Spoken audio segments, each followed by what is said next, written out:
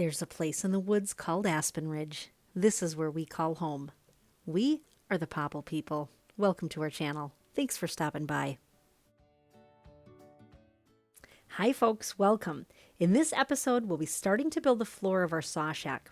For those who are new here, we got a Woodland Mills HM122 sawmill, and we're currently in the process of constructing a saw shack to house it in. We're back here in the forest at Aspen Ridge, working on the floor today. The leaves are just starting to change, and it is gorgeous. Definitely the best time of year to be out working in the woods on a project like this.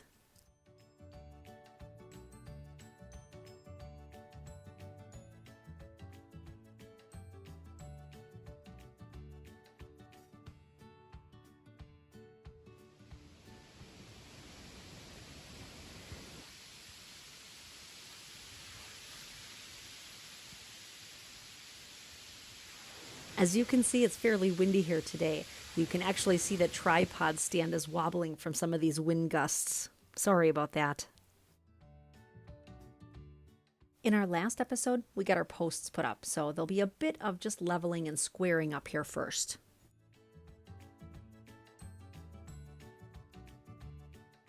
We put up one of those rear beams just to stabilize those posts a bit more. To answer a few questions that have been asked, the saw shack is going to be 10 foot by 24 foot, and it'll have an 18-foot opening for logs to pass through in the front. We ended up getting one track extension for the sawmill, which is why we ended up going with that particular length for the saw shack. And the footings were placed 6 foot on center. If you have other questions or comments, please email us at thepopplepeople, all one word, @gmail.com. Or plop a comment below. We love hearing from you.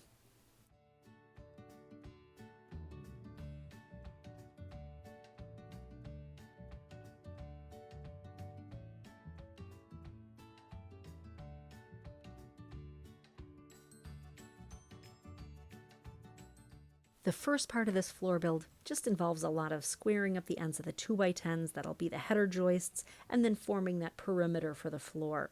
Just lots of leveling and making sure the posts are true to plumb.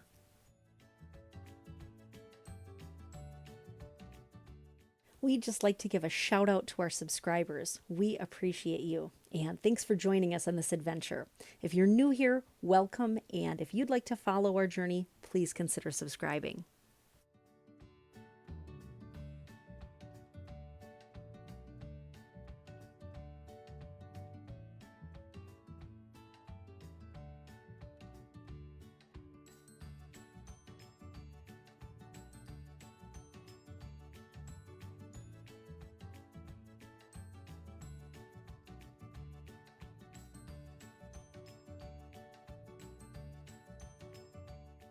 We also popped in a few of those floor joists just to get those started too.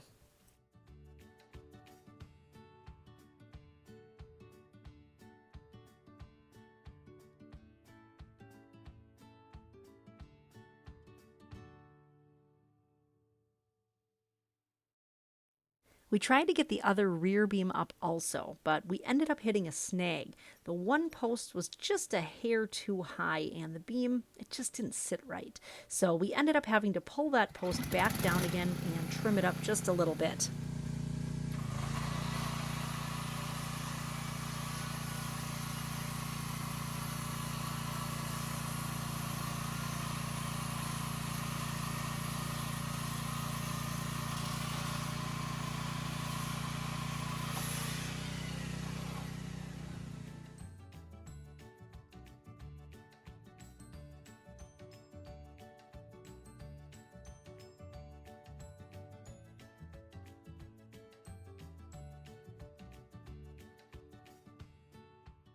Luckily, after that, everything fit together well, so we fastened it into place and reaffixed that header joist.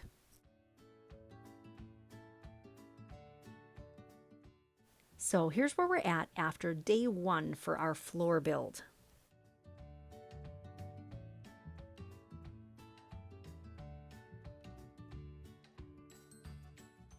Headed back out the next day with the supervisor to get the rest of these floor joists in.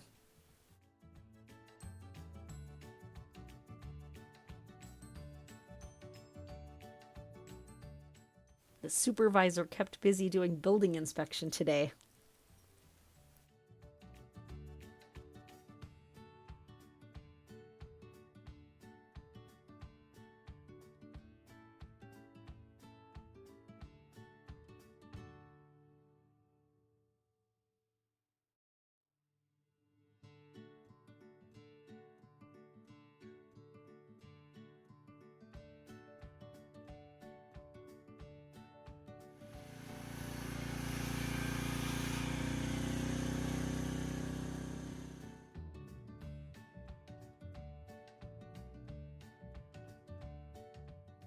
So the way we're doing floor joists is they're getting screwed into the header joist, and then the joist hangers were added afterwards as well.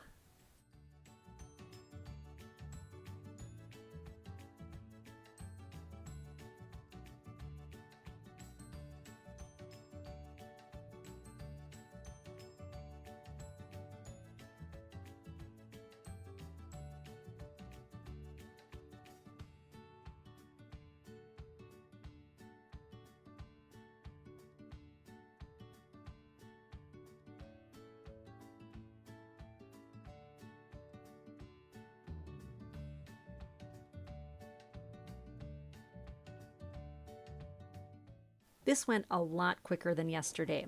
We ended up finishing midday and decided to enjoy a picnic and a campfire. I built this little fire pit off to the side over the past couple of days when we were out here working on the floor. Super happy with how it turned out. We'll definitely get a lot of use out of this, especially in the winter. It'll be really nice to have a little fire to warm up by back here.